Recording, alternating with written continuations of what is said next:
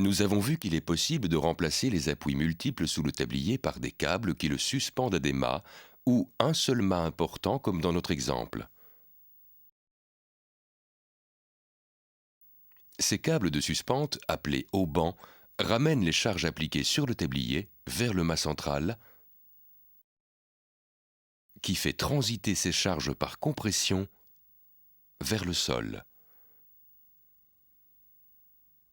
Pour l'analyse, ne retenons que certaines des charges appliquées de manière symétrique sur le tablier.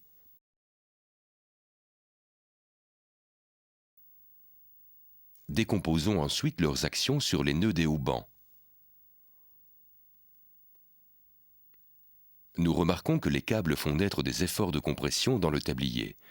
L'intensité de l'effort dans les haubans croît avec leurs inclinaisons. La compression parasite dans le tablier augmente également. Donc, plus les câbles sont inclinés et plus ils se révèlent inefficaces.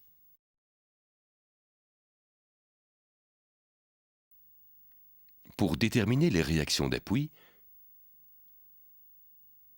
nous allons devoir utiliser les équations d'équilibre général.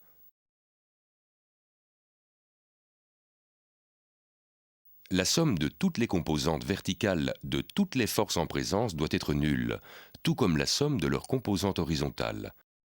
La somme des moments par rapport à n'importe quel point de référence doit aussi valoir 0.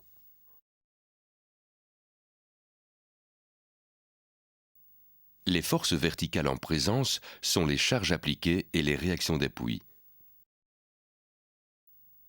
Si le système est bien équilibré des deux côtés, la somme des composantes implique que la réaction au centre égale la somme des forces appliquées.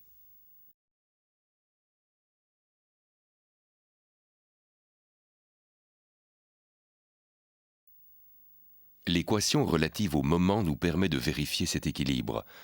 À défaut d'équilibre sur l'appui central, on peut établir les parts respectives des réactions R1 à Rn dans la reprise des charges en faisant usage des équations d'équilibre.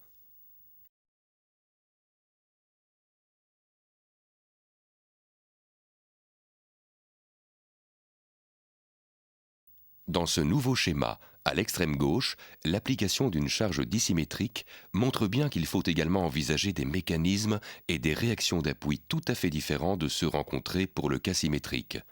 À vous de faire l'exercice.